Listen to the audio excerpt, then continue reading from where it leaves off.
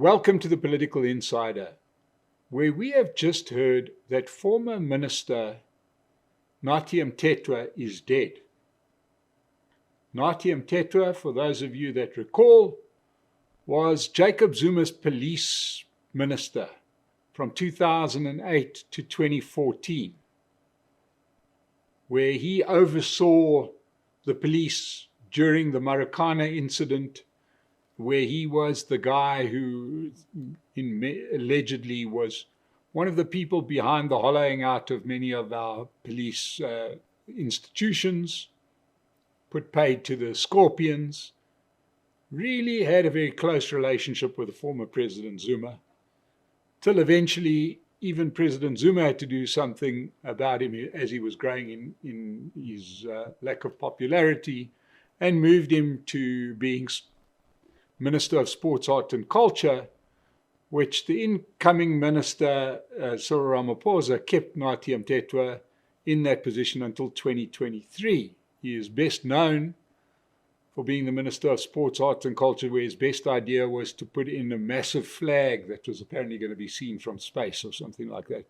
An idea that was so preposterous that even shocked Cyril had to do something about it, and eventually was so shocked that he promoted Nathi Mthethwa from minister to ambassador to France. A real nice plum appointment. You go spending the rest of your days in Parisian finery, eating croissants. So off he went to Paris. Now, understand the Mthethwa family, very sort of like its political royalty. His wife, the CEO of the National Empowerment Fund. This is a beautiful fund. You just get a whole lot of money that you can dish out any way you like. Very little accountability, never far from the scandals, but his wife was the CEO there. So one would imagine that as an ambassador and former minister, as well as having a wife who runs a parastatal, very little chance that the chap is very, very saddened by a lack of funding because he spends your and my money.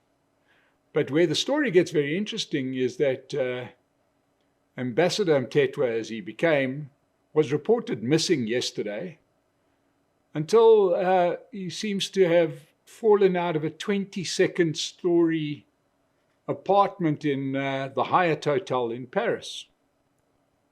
Now, what could explain the death of a former minister in the middle of Paris from falling out of the 22nd floor of a hotel room?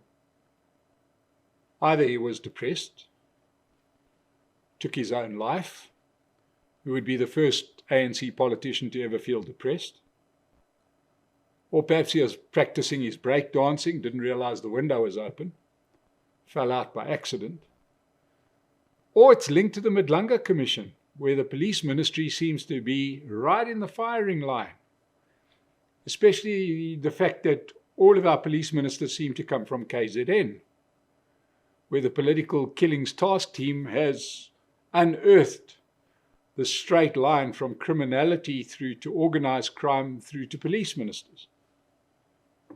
What we are learning at the Madlanga Commission right now is just how sophisticated and how dangerous our crime syndicates have become. Is this linked? We don't know yet. I'm sure time will tell.